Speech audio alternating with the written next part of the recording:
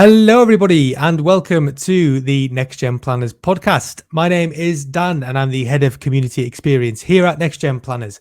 And today, I am absolutely delighted to be joined by someone who doesn't really need any introductions, and that is Mr. Warren Shute. How are you doing today, Warren?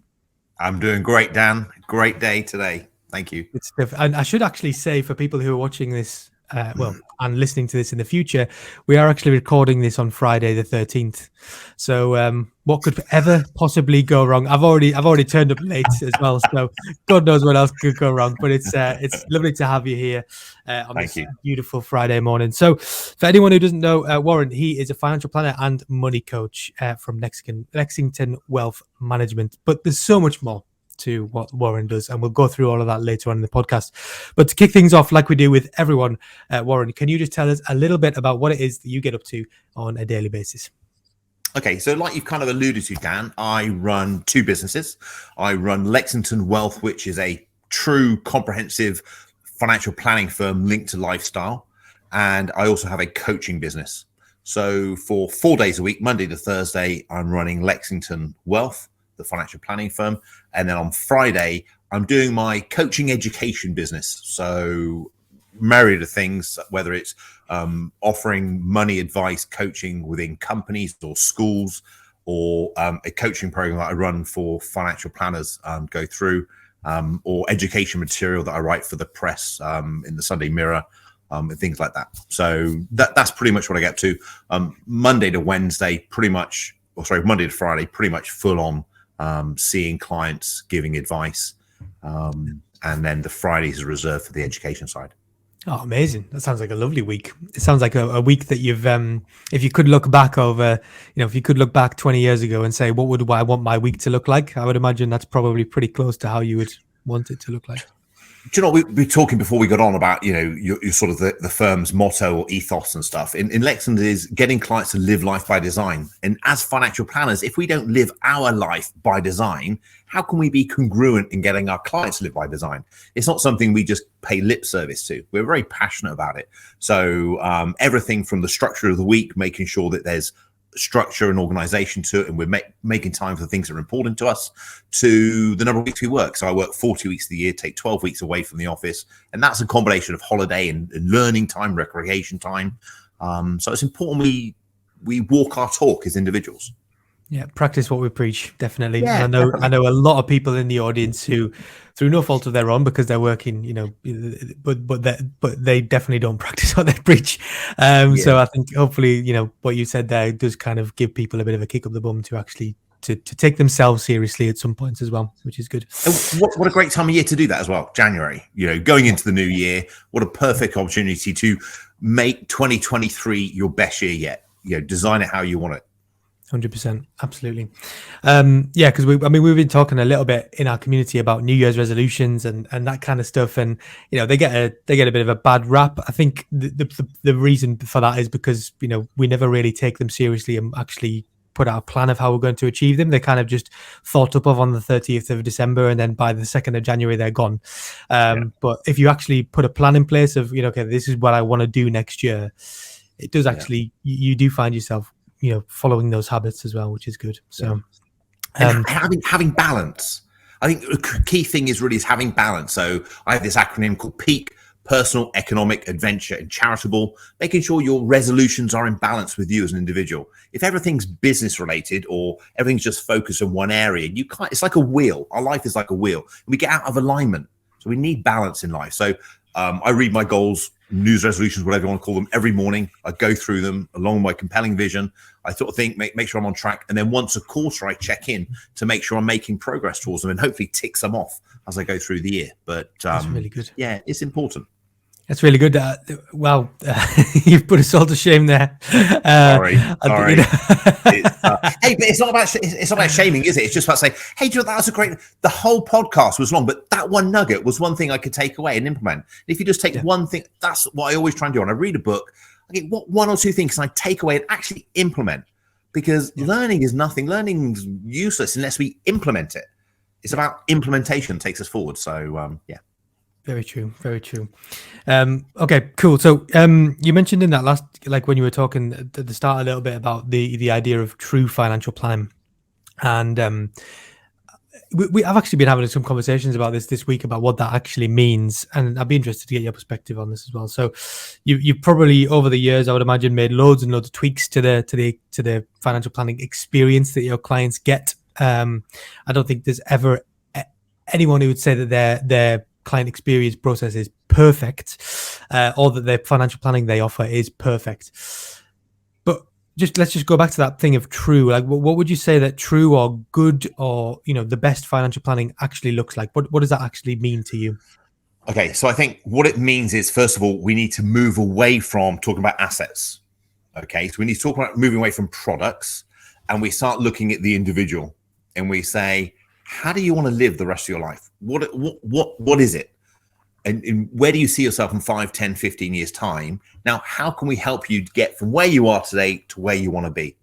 Now, it just so happens that this coaching style, we're very fortunate to be skilled in finance. So we have the financial ability and knowledge to help that client make that progress. But it's not about assets under management. I was talking to a really well-known, respected financial planner, not in November, December time last year. And he spoke only about his targets next year about assets under management. I'm like, that's not what a financial planning firm is. Financial planning is really about getting your clients to live life by design. You're living on purpose, intentionally. And I think that is what's always going to keep us in the profession, because that no online service, no mass bulk, Vanguard type service is ever really going to do that, because the individuals won't be passionate enough about it. It's moving those clients. My clients are very smart people. They can do it on their own. But what I act is a conduit to just push them, as a sounding board to encourage them, get them to step into their uncomfort zone to say, well, do you know what? Yeah, I've always wanted that Harley. Since I was really quite young, I've always liked motorbikes and never really got around to getting one. Why not? If not now, when? So, it's getting clients to live life by design, really pushing them from where they are, say, to where they want to go. And sometimes a lot of your time is focused on clarifying where they want to go, because they don't carry the belief inside themselves that they can do or achieve anything more than that they currently got. Yeah. So it's true. There's a couple of things on that. Like, I mean, it's. I would completely agree with you, by the way, that is what you just mentioned there is financial planning. And it's. I haven't spoke about this for a while on the podcast, actually, but it's about taking that kind of the product, let's just say 20, 30 years ago in financial advice was the actual product. So it was the pensions, the investments, and that still is a product today. But the real product of financial planning is the human at the other end of the table, Zoom meeting, whatever you want to call it, and their life. And I think that's been the biggest move is switching the product away from the actual products to making the product about someone's life and about producing things for that client, because that's what we're trying to do. But also as well, I think you probably agree with this, that it strikes that kind of importance nowadays of us not referring to client meeting skills or communication skills or whatever, empathy, all those kind of emotional elements. I think I still hear a lot of people calling them soft skills. Now, I call them soft skills in inverted commas, because I don't think they're soft at all. I think they are just the skills that you need to be a financial planner. They're actually, to me, more important than the, shall we say, hard skills, which are the technical knowledge and all that kind of stuff. Because if you start your relationship with a client by just focusing on the money and just focusing on the technical elements, that's a guaranteed way to switch them off straight away. So the argument I always say is that it's actually more important to learn about how understanding human behavior, understanding how to negotiate, how to actually communicate, how to get the most out of people. That's the true kind of recipe for being a good financial planner. And John, a great analogy is the medical profession. So if you go and see a doctor, sometimes you have a great experience and other times you don't have such a great experience. Fundamentally, they've achieved the same qualifications. So academically, their hard skills are the same, but it's their bedside manner. It's their soft skills, as you wear in commas, that really makes you warm to them and makes you listen to their advice and perhaps implement it. So it's the soft skills, the bedside manner, just making sure that you really care. I was going to swear then, but really care about the individual and what you're delivering. Yeah, you can swear, by the way. This is Great. designed for adults. So I mean, I'm not saying that we go into a Mark Paulson from the Lancat style swearing match. Of course, I I love you, didn't Mark. ask permission. But no, yeah, it's we could definitely swear on here, especially when Okay, great. you're trying to make a point like you were there. That would, Yeah, I definitely think that you could have said that there, but never mind. I could have said, yeah. You could have. I know what you're trying to say. But also that kind of journey towards being a good financial planner, it does mean, and it took me a while to learn this, but it does mean that you're going to get things wrong. You know, there's a saying in our profession, and it's not actually just in our profession, but everywhere really, in the whole area of personal development, which is if you don't look back at yourself a year ago and think and cringe almost to say, God, I wish I didn't do that, or I wish I didn't say that, or whatever, then it would prove that you haven't moved on enough actually, because you should be looking back and thinking, well, I would have done that differently, and because that's a sign of growth. So what are some of the biggest lessons that you've personally picked up over the years that you think that our audience would benefit from? Let's just say if they're at the start of their career in financial planning, maybe what lessons have you learned over the years that you think they will come across as well? Do you know what? I think the most prominent one is shiny things, the next best thing. You know, it's like it's all well and good developing yourself as an individual, but you've got to bring these things into a core structure. So it's no good thinking, oh, I'm going to now change, I'm going to do this. And you play with that for a while. And then you think, oh, I'm now going to do this. And then you play with that for a while and then you change, because true success often comes from doing the same thing consistently, improving over time.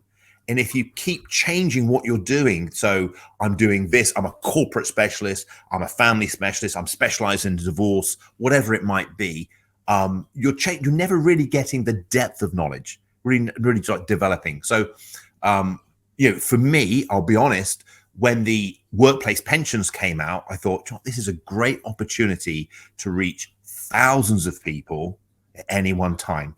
My client with the largest number of employees at the time was about 400. I thought, great, I can get in and see all 400 of these people. If I put the workplace pension in place, I can do education seminars, which I enjoy doing, stuff like that. But what I found was it just wasn't me. I went down this track and congruently, it didn't meet with my values. I was trying to get the end result by doing a different action, and it just didn't fit right with me. So that was a mistake that I made right in the very early stages. When the early ultra enrollments came in, I started sort of participating in the workplace pension, stuff like that. And it just wasn't for me. And very quickly, I say quickly, within a year, I sort of reined it back in. Like I carried on doing, what I was doing. So, yeah. Yeah, it's good. I think consistency is actually and kind of resilience as well as that it doesn't just apply to humans, it applies to pretty much everything that you do as a human as well, like running, going to the gym, being on social media, for instance, all those kind of things that the longer you stay with it, the more it will pay off eventually. I would just caveat as well, just because I gave a talk about this 2 years ago, because I actually went through this as well, where when you're moving around all the time and looking for those shiny things at the time, it can actually be a sign of something a bit deeper. So like I, for instance, was doing that, but it was because I just wasn't ready yet to be a financial planner. I wasn't happy. I was waking up every morning with something called morning dread, and it just wasn't for me just yet. And that moving around was actually a sign that it was just not for me. Like it just didn't feel like it was me. So that is sometimes can be a little red flag as well, to say, maybe something else needs to change here. Maybe this isn't right for me. And that's absolutely fine, by the way, because we've only got one life and it's not a rehearsal. I know that sounds like a cliche, but it's true. No, true. You do need to be doing something every day. Like you, for instance, you can tell that you wake up on a morning and you're maybe not every morning, but most mornings you're excited and you're ready to go, and you sit down with your goals and say, what am I going to do? And that's a sign to me that you've actually reached something that you really want to be doing. Yeah. If you're moving around all the time and if you're bouncing from one shiny thing to the next, that can actually be a sign of something a little bit deeper as well. Yeah, no, I agree. Yeah, completely. Searching something. And it's that you could that works with clients as well. I mean, when you look at it from an objective point of view, you can clearly see when clients just aren't happy with what they're doing. That's something that you guys come across every day, isn't it? So definitely true. Let's kind of I don't want to say pivot. I like using the word segue or squeezing the word segue if I can into every Okay, podcast that we segue. do. And I was spelling it for wrong for ages as well, by the way. I thought I was spelling it like the literal things that you jump on in America that they use. But it's actually more of a French word, I think, isn't it?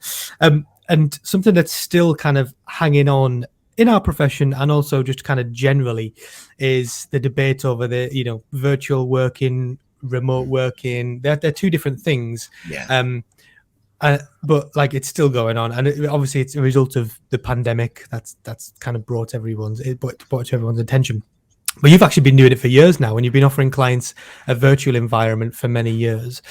So what like have the benefits of that kind of virtual element to financial planning been? But also, let's think about the arguments against it as well. Like, are there any cons to it? Okay, so you were talking about clients working remotely. So when we work with yeah, we'll get to that one first, but then maybe we will talk a little bit about remote team. working for the team as well eventually. Team. So okay, yeah. So you want me to start with clients or team? Start with clients first, and then we'll go on to the Clients. team element. Okay, Yeah. so I love it. Absolutely love it. How brilliant is it that I can have a conversation with my clients? Well, yesterday they were one was in London and one was in I forget, something like Newcastle or something, and I'm sat here. That makes sense, and we get everything done, and it's so efficient. I can run a discovery meeting from Q to the end in an hour. I can run a planning meeting within 2 hours. It's so efficient, so brilliant. But, and there's a big but, I don't think you get quite as deep a connection. I've had clients invest millions of pounds with me remotely. So you could argue, say, oh, no, you're doing a good enough job, Warren. But I don't think you really do connect at that deeper level.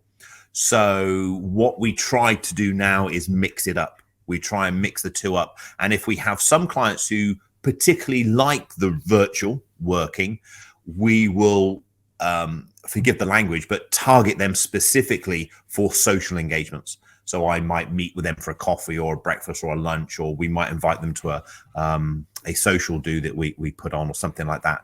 Because let's not fight technology, let's embrace it. And I love technology. I think it does some wonders for us. And the ability for us to do this interview right now without me moving anywhere, and when we finish, I hit stop, I'll be straight on my computer, I can carry on my day. It's fantastic. But there's nothing like sharing a beer with someone or having a coffee or a meal or socially just having a chat as well. So I love the virtual working. We embrace it. Like I said, we've done it for some time, and we'll continue to do that. But where clients purely want it remote, we don't want to become a commodity. We don't want to become something. So the questions you ask on those virtual meetings really have to dig deeper and really have to build a real good sense of rapport and relationship with the client. But also we then take it off technology and touch the flesh, as they say, and do things socially and make sure we build the rapport that way. Yeah, it's good. It's a good point as well. I think as well, there are ways obviously to get better at virtual meetings. Like this is still relatively young and new. Like Zoom has been maybe 7 or 8 years now or something before. I mean, everyone thought about it after the pandemic, but it's been around for a little while. So we're still relatively new to this environment. And as a result, real in-person meetings, we've got thousands of years of experience of that. Whereas online meetings, we still don't have a lot of experience. So I think over time, things will get better. There's a lot of training out there on this kind of stuff right now. I can't imagine how much training there's going to be in the future. And, maybe at some point we will get to a point where it's very, very close to having an in-person meeting, but just without a beer. You said training. When I do my money plan presentation, so training sessions to larger audiences. When I do those in person, they're vibrant, they're energized, they're great. When I do them remotely, it's really hard for me as an individual to present this. I don't know. There was like 500 or 600 people from Virgin something, one of the Virgin companies, doing it. And it was really hard. It's one of the first ones I've done. And I was like, how did that go? And they're like, oh, yeah, it went great. But for me, delivering it, I was like, I'm not sure. But I've picked up since there's lots of technologies you can use to ask questions and get feedback. So you're engaging with the individual. So there's connection there. So that's something I'll put in going forward, but I haven't yet done it. Yeah, it's a different environment. It is, and I think as well, something you talked about at the start of when you were talking about it there was the flexibility of it. Like you said that you said you had one in London, you had one in Newcastle, and that's great. But also, I'm thinking for the people who want to go into a specific niche or specialism. I know you said to not focus on the shiny things, but some people do want to start off with a niche, which is great.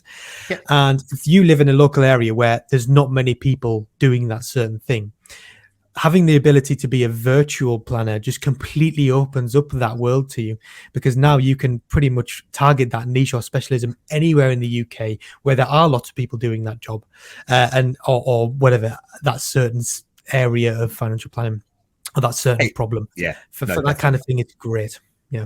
I got a great friend, Pete Matthew, who lives down in Penzance, and he basically looks after the whole of the UK. He doesn't really travel out of Penzance. Now, Penzance is one of those furthest points you can get, but he's purely virtual. He's always online. So he does it well. It is. I think everyone in the audience will recognize that name, certainly, because a lot of people who are listening to this podcast will probably have came to this podcast because of Pete. So he is actually I think he's one of our ambassadors, Pete, for NextGen. So he's a gentleman of the financial planning profession. He's a really good man, and I enjoy my time with him. Yeah, absolutely. We could do a podcast on Pete, to be fair, but I know that'll make him cringe. So let's move on. So let's move on to the team side of it then. So that is something that is a polarized debate at the moment. We've got politicians saying get back to work and all that kind of stuff. And for people like me, for instance, who we don't have an office, we are completely remote. That can actually be quite like it's harmful. I think it does kind of make me think, am I doing the right thing here? But it can work. So what's your kind of like perspective on that element of it as well? Okay, so pre-COVID, my team often at a social gathering would say to me, "Hey, Warren, can we do some working from home? Can we do flexible working?" And I was like, no, confidentiality, clients like to see you in the office. I like to see you, that sort of stuff. So I was dead against it. And then, of course, the pandemic was brought on to us. And we were really early adopters because we just traveled back through Hong Kong in the January. So we knew what was coming and my wife was on it. So we then got everyone working remotely as a trial run. And I think for about 2 years, maybe a bit longer, it worked so incredibly well. It just worked so well. And I was like, wow, this is great. Why didn't I do this before? And then I was kind of noticing my personal feelings, my kind of emotions were less energized, less enthused. And I think what it was is we are creatures of comfort and we like relationships as individuals.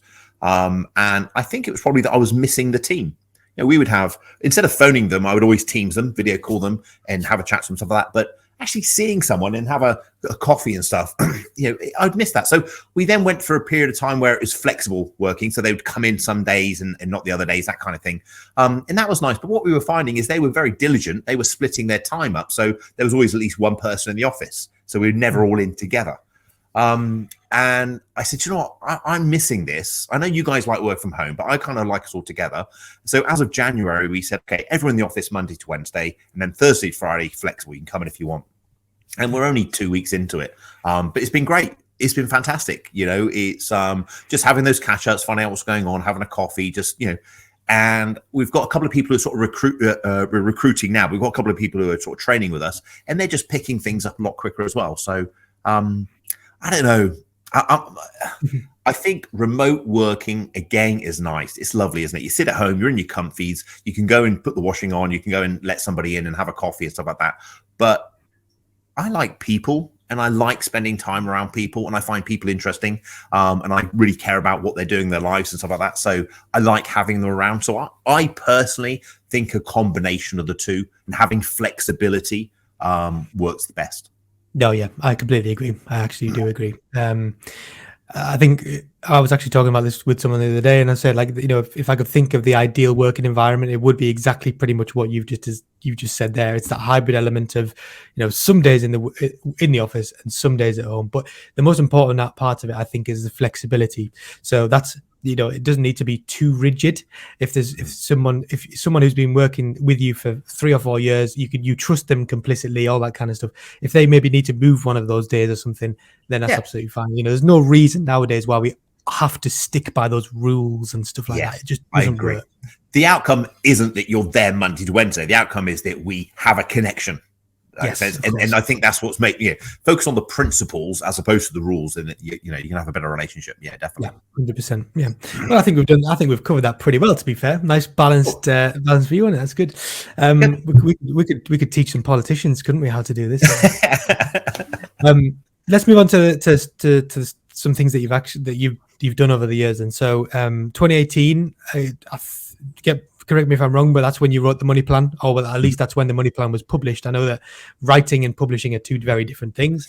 And there are many people in our audience who will be thinking about writing their own book, or ebook, or even just something to do on that side. Mm-hmm. So what advice and tips would you give those people on writing a book or writing a piece of longer content like this?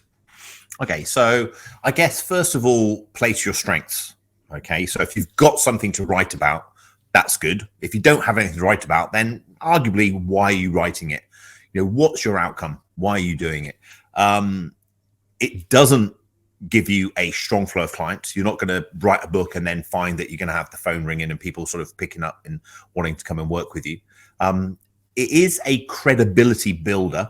So I think when people go looking for planners, if they see that you've got a book and you see you've been published in papers and things, there's a by default that you're an experienced individual, so they might choose you over someone. They might choose you over someone who hasn't published.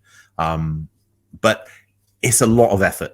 It's a lot of effort. So I would say when the time is right for you, then it might be appropriate to write a book. But don't necessarily think, oh, the book is going to be the savior for me attracting the 100 clients or so that I want. If you do go down the route of wanting to write a book, treat it like any project. Structure it out. What's your outcome? I started pretty much with the title. Although the title changed, I started with the title. I structured out all my chapter headings. So I wrote and said, okay, this is what's going to go out into each chapter. And then I looked at each chapter and said, okay, what do I want to tell people about this? And then I put the key headings in there. And then under each key heading, I then wrote down, so, okay, what are the key points in this? And then I wrote the key points. So I almost started with the end in mind. Say, okay, what do I want the book to look like? What's the title? What are the chapters? Put the key points in each individual section. And then once the framework was there, I then committed time. And this is actually when the Fridays started. So I told you about my diary at the beginning, that I work Monday to Thursday in Lexington and Friday is the writing. But that's when the Friday started. I committed every Friday just to writing my book. So I'd wake up in the morning, do my things, have a coffee, sit down, and then I would just write. And some days it would be very creative and it'd be brilliant and I'd be surprised myself. Other days I'd sit there and say, I just don't know what to write. But I'd make myself just write something and I would just write it. And I'd give myself word targets to meet. So I got that. And then once the writing was down, that's when I went through it and then it kind of formed its own identity. But the writing, I think, is less difficult than the editing. I think writing, if you have knowledge and experience, it's quite easy just to put it down on paper. But then to get those words to be engaging and easy to read is a little bit more challenging. Yeah, no, definitely. Good, great tips. I love the idea of breaking it up, and the word targets I think is especially good as well. If you can say to yourself at the start of that Friday, by the end of today, I'll have written 1,000 words, high quality or piece of shit, it doesn't matter. I just need to write 1,000 words. And because that next Friday, when you're feeling creative, you'll probably go back over them words and think, oh, that was a pile of shite, but never mind, because I can edit it and I can move things around a little bit. And and I love that idea. It's really good. You're kind of making progress. When you do write a book, though, one thing that is nice is it does solidify your thoughts and your advice process. It depends what you write about, I guess. But when I wrote the money plan, it really did solidify, because you'd have all these ideas that you might implement at different times, but it just then goes through. So the money plan is basically the 5 steps I go through with clients on a very simplistic level. Just very, very simplistic, because it's written for someone to be able to do their own financial planning. That's why I wrote it. So someone doesn't earn enough, doesn't have the confidence to come and see a financial planner. They want some good guidance. I saw out there that there were some things that I was less enthusiastic by. I just wanted to pick up a book and they could say, okay, what do I do? Okay, I do this. This is what I do. And the first third of the book is all about goals and outcomes, vision. And that's what financial planning is about. It's not about products. I only touch on investments right at the very end. It's the very smallest part. So the bulk of the book is about, how do you want to live the rest of your life? What does it look like? And then how to set these goals and then how to implement them over time. It's really good. It is really good. It kind of reminds me, when you were saying about the kind of solidifying there, it reminds me of a tool that is used in mental health sometimes, which is the idea of grounding. So when you're feeling a bit stressed or whatever it is, one of the best ways to actually help yourself is to write down all the things that you're stressed about, all the things that you're worried about or anything like that. And what that kind of does is it gets them out of your head a little bit and puts them onto paper. And it's almost like you've done exactly the same, but with your financial planning process, is getting it out of your head and putting it on paper. So it's an actual physical thing now. It's no longer just a theory or a hypothesis or anything like that. It is an actual thing. Right. It's solidifying it almost in a kind of, not just it's in an abstract sense of the word, in a physical sense of the word. You are solidifying your ideas, which is great as well. So you're absolutely, I think. Go ahead. Go on. No, go on, mate. I was just gonna wax on. So you carry on. No, I was going to say you're absolutely right. The longest conversation we'll ever have is with ourselves in our head, and it's very hard to get a rational answer. So if you are going round in your head, you're not sure, putting things out on paper and just looking at them objectively, and I meditate, and when I meditate, I zoom out and I look at things from a 30,000-foot viewpoint. It disassociates you from the problem, and you look back at it a lot in a different set of eyes, and you tend to see the whole thing rather than just that one item that you're worrying about. So no, absolutely. Definitely.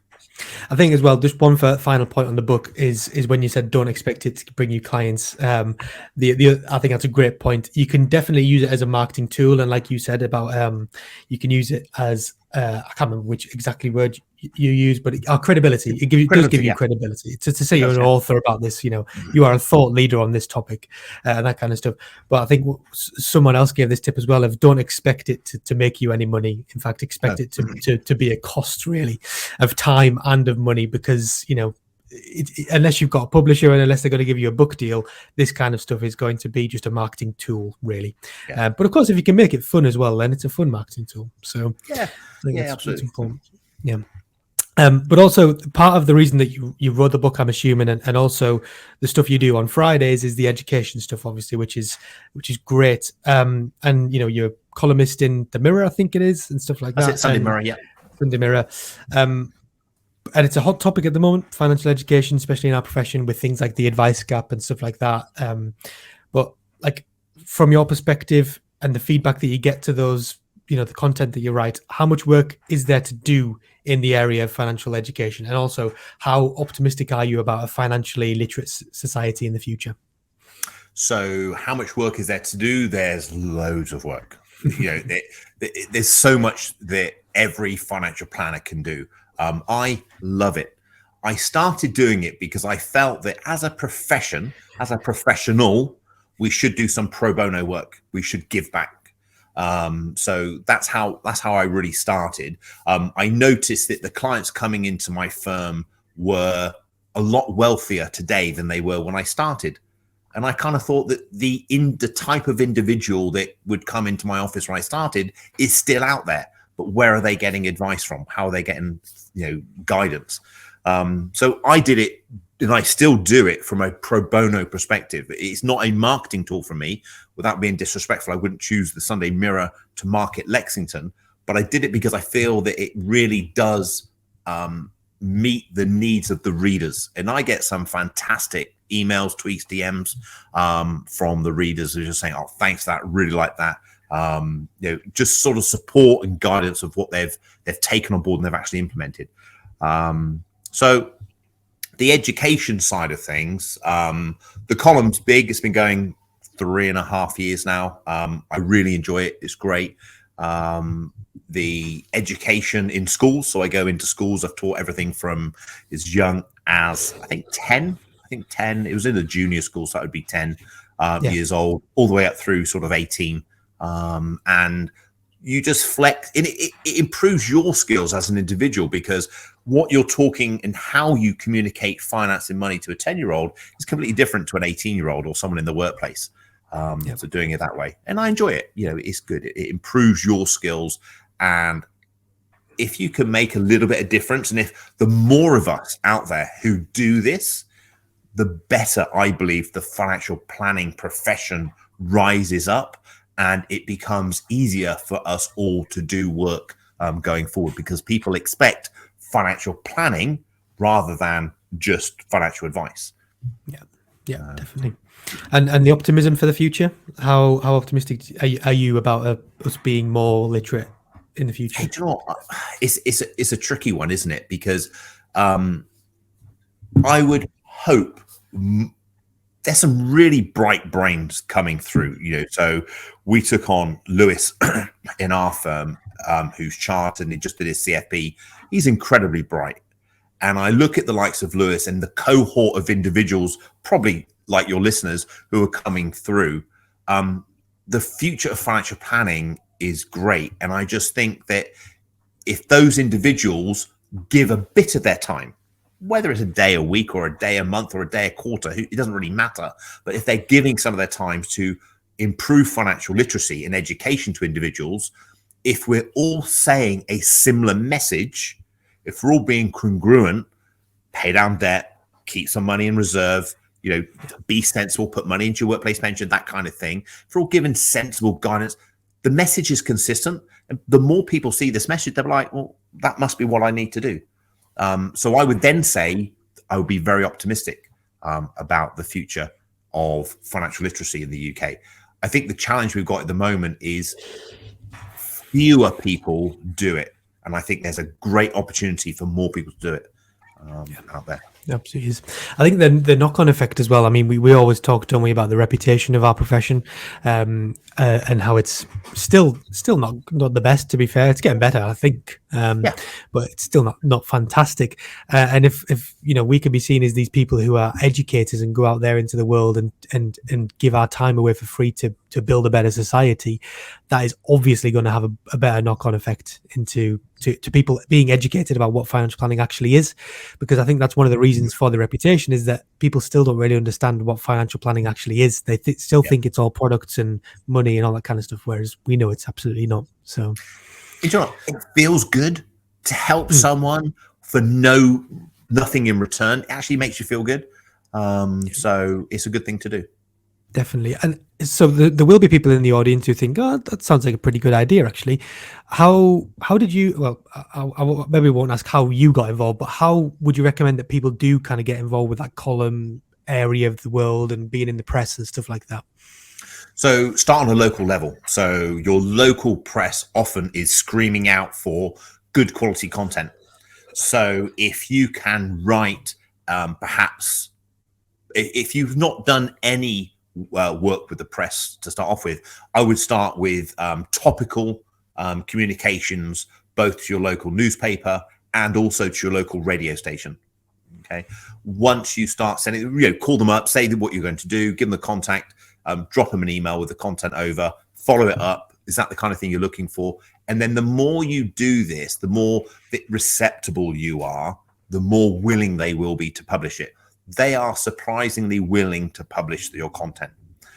So then once you've got a rapport and a relationship with your local press, perhaps you can then maybe get a column in your local paper. So then you can build that. And then once you've gone from your local paper and you've got a bit of reputation there, you can then maybe approach the nationals. It is harder to get a column in the nationals, I will be honest. But to get something in the local press is relatively easy. They are wanting the content. They like to celebrate local firm successes. So if you've just recruited someone, if you've just passed an exam, although you might think, oh, they're not going to be interested, they do like to publish that, especially if you give them written content and arguably a photograph, a high quality photograph. All they've then got to do is put it into the space, and it'd be ideal for them. Yeah. But then if things like the budget and things like that. So a great example right now. So we've got the corporation tax changes coming up in April. If any of your listeners are thinking, oh, what should I write about? Why don't you write and say about the changes to corporation tax for business owners in the area and try and get some stats for small business in the area and how it's going to affect people. You could then even talk about the capital gains tax changes and how people are going to potentially pay more in capital gains tax going forward. Things like that will be really helpful for them. Yeah, I think as well, like they do appreciate you reaching out to them with content because they have a smaller pool in which to get content from, especially at the local level. Yeah. Especially live in your very remote area, there is not going to be much going on. So if you come in there and start offering them content for free, basically, they're very, Yeah. very appreciative of that. 100%. Yeah. And for you, it's just a way for you to gain experience and to get your name out there, and eventually, hopefully, like you said, it is harder to get into the nationals, but once you do, there's a much bigger audience there for you, of course, isn't there? So Yeah. really good. Absolutely. Good stuff. And I'm jumping. We're jumping around a lot, but there's so much that we've got to talk about, Warren. I mean, we could have two podcasts on this because we won't even get a chance today to talk about your new training program for financial planners as well. But it'd be great to hear about that at some point. Maybe you can plug it at the end so people can find out more information about it. Sure. But certainly something that we always get asked about, and I always get asked about, is getting clients and marketing yourself, and getting yourself out there especially when you start your career. One of the hardest things I think that doesn't get talked about enough is that when you're a financial planner at the very start of your career and you're not being fed clients from, or fed leads, from the people in your business or from your business itself, it's so hard. It is. I've been there myself. It is very, very, very hard. It's not impossible, but it is hard. So what worked well for you when you were establishing yourself and getting clients, and what tips would you have for our audience on doing so as well? Okay. So it doesn't matter what anyone says, and I think this is quite well known, but referrals are the best way of growing your practice. Okay. Now, if you're starting with 0 clients, that's going to be quite difficult. But if you're starting with some clients, then you really do need to give them a killer service, like knock their socks off, and make sure that they know that this is how you deliver financial planning. And then be specific when you ask for referrals. And great referrals generally are business associates, perhaps executors of wills, attorneys of power of attorneys. So asking them specifically, hey, you're in business with Jenny. You've been really happy with the service that we've offered. Would Jenny be interested in a sort of similar sort of thing? Perhaps you could introduce us so we could have a chat. But although that is a small scale, if you looked at every one of your clients, if they all gave you a referral, that's going to double your client base. And what it also does is it makes you feel comfortable in asking referrals. Because even at this stage, I had a meeting this week and I asked the client for a referral because I want to grow the business. And for me, it was more of a case of, hey, look, we've been working together for a while. You're really happy with what we do. Who else do you know that it might work? So I was less specific in that case. I didn't have anyone in mind, but it does help if you can be very specific in asking for an individual's name. So referrals, without a doubt. Now, you asked how I got started. So when I started, I actually started in seminars. So I started doing presentations. So I did everything from weekend or evening slots to a whole weekend seminar where people would pay to come on and learn about goal setting, financial planning, and investing. So just delivering content gives you more confidence. Now, in 2023, you might do that on YouTube. So we did a YouTube live last year for Financial Planning Week where we had people ask us questions, stuff like that. But there are so many more avenues, and your audience might be more adept with what they are from doing like Facebook Live, YouTube Lives, that sort of thing. And you can deliver the same thing. And the cost overheads for you are negligible. When I had to go and hire a whole conference center for a weekend and stuff, it was big money, but that's what we did in those days.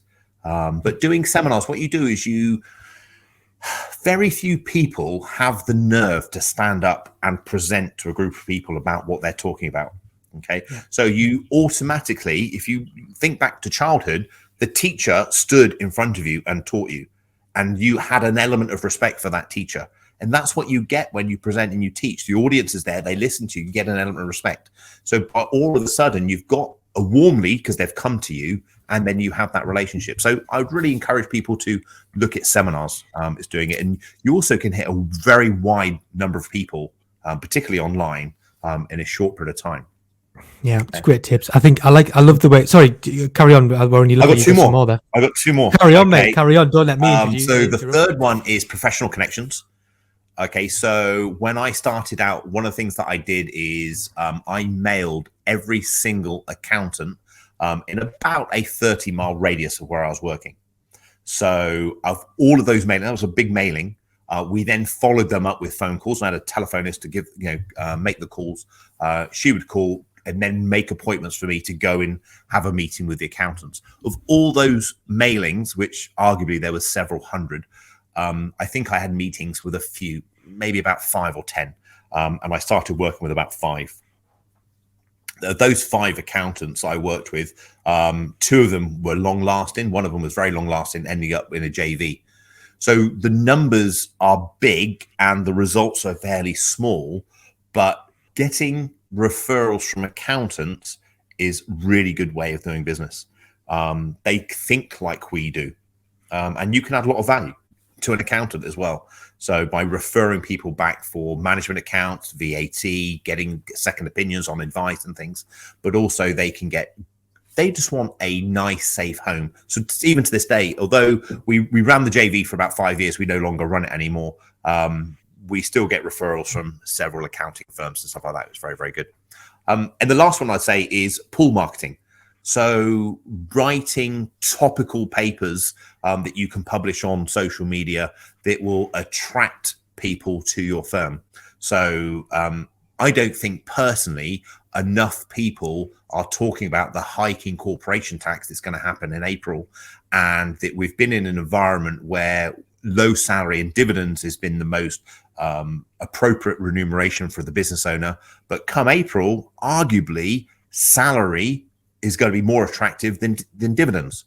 So writing something on this, you could actually do it in conjunction with your own accountant or a local accountant and publicize it and getting it out there. Also looking at, it's probably the biggest change, it's probably the best time to be doing this sort of stuff, because we've also got the change in capital gains tax allowances. And the way, this is a political point, but the way things are going with the government, I wouldn't be surprised if Labour get in next time. And do we then see harmonisation with corporate capital gains tax and income tax? So are clients still better off running a general investment account, or should they be considering an offshore bond? So there's so much out there that you can write on, and you don't have to give the answer. You just have to stir thought so that you encourage people to contact you. So that's another thing I'd look at. So pool marketing, and then social media is the place for that, right? Yeah, 100%. I was praying that you were going to. Well, I wasn't praying. I was hoping that you were going to say social media at the end there, just to include that one, because that is there's never been a better way to reach as many people now as you can with things like social media. All the other things you said are 100% true. They're great. I love that you kind of appreciated the point as well that if you start with no clients, you've got zero opportunity of getting referrals.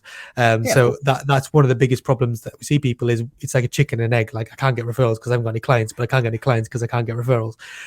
So it's slow and it's tough, but there's evidence to show that people have done it before, so there's no reason why you can't as well. But you know what you do have is time. When you don't have any clients, you have time. Now, I appreciate that time isn't bringing you money in, but it does free up time to do those activities. Yeah, definitely. It does. 100%. Great stuff. That was, I'm really glad I asked that question, actually, because that was really, really good. There's some great tips in there. So fantastic. We've been talking for 48 minutes, so I'm going to leave you to your Friday morning so you can go off and do the things that you do on Fridays, of course. But there's two last questions that we always ask all of our guests. So how long is it actually, I mean, you don't have to answer this because you don't want to, but how long is it that you've actually been in financial planning for now? That's okay, I don't mind asking. 1995, I was 21 years old. And I was 21 years old, almost 27 years, I think, something like that. So yeah, and I love it. Do you know, I love it as much today as I did the day I joined, because of things that we do. And I think it's about being intentional. It's having that structure. So my thing is financial education.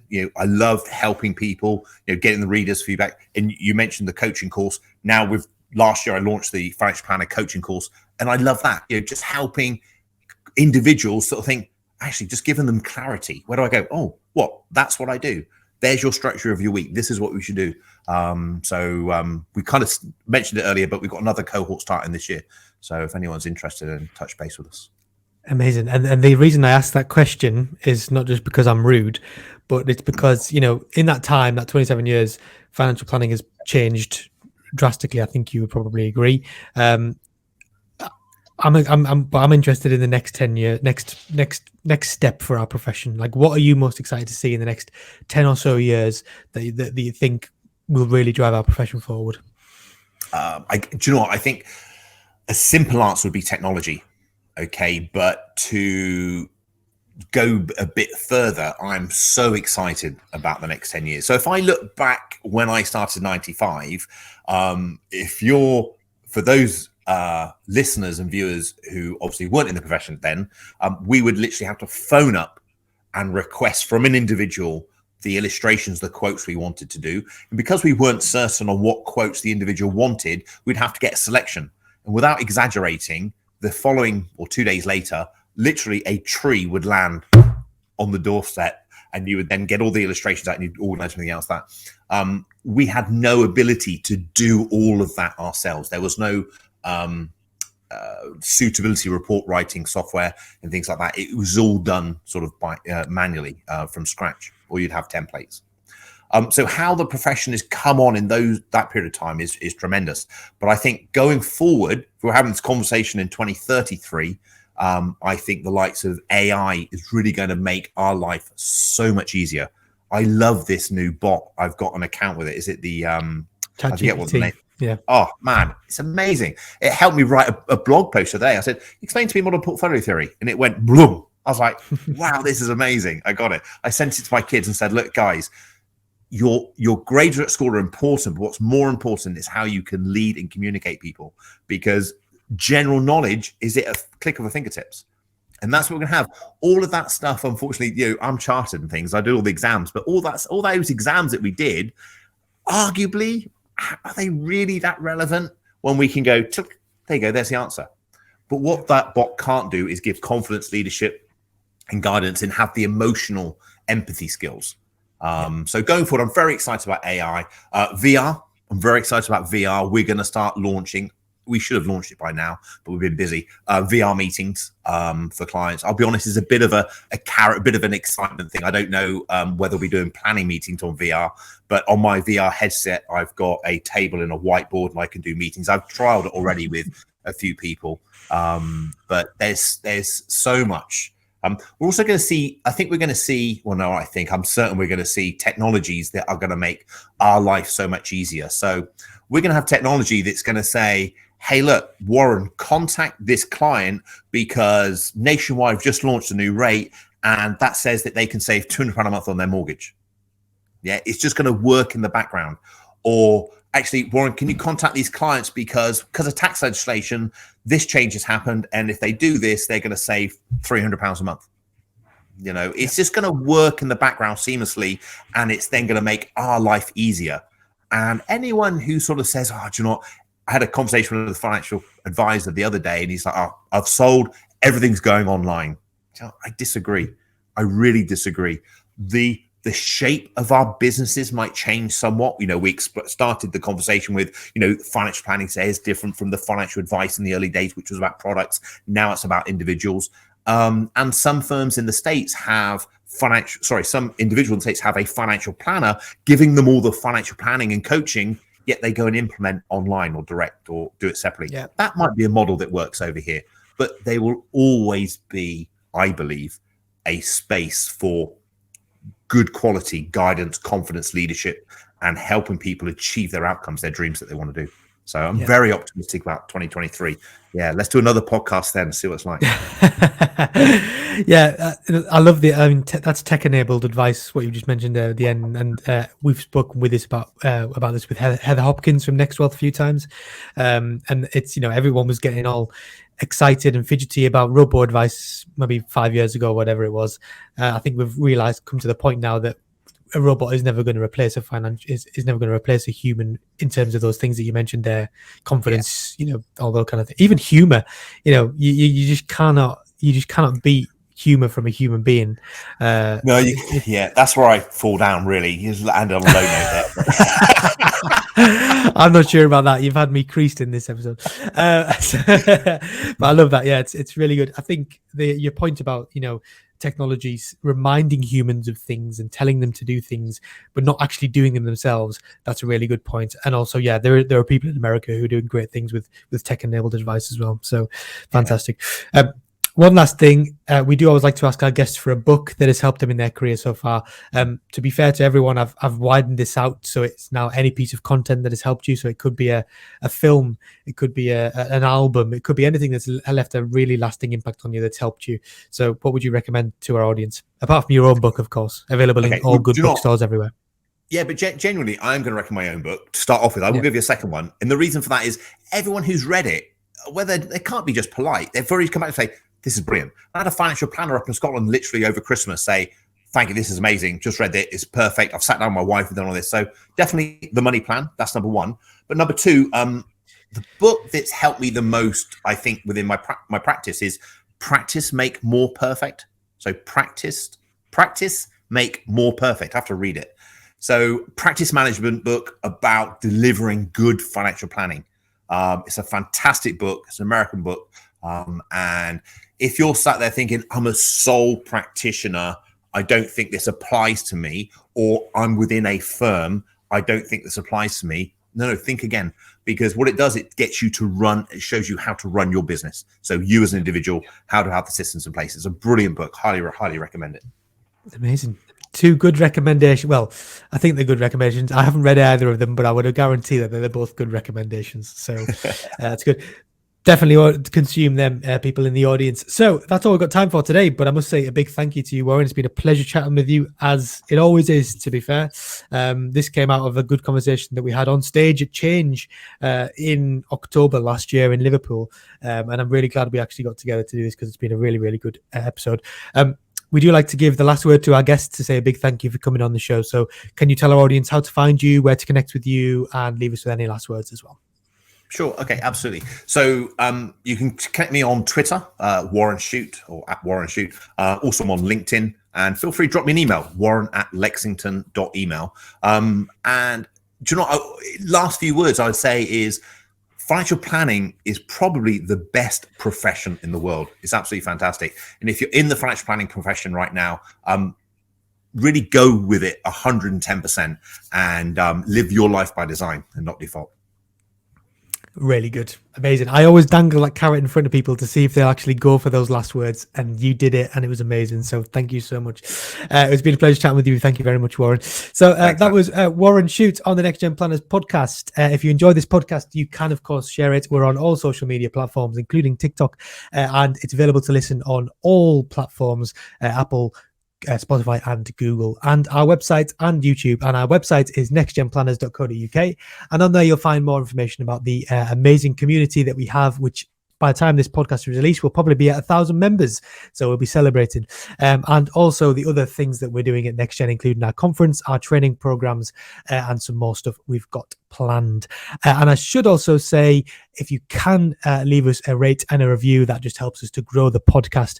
We've been doing this for 5 or 6 years now, and it's been a really, really good fun, but we really do want to grow it as much as we possibly can. So please do leave us a review if you get the chance. But other than that, I just want to say a big thank you to Warren for coming on the show today, and thank you guys for listening as always. And we will, of course, see you next week for the next one. Bye-bye.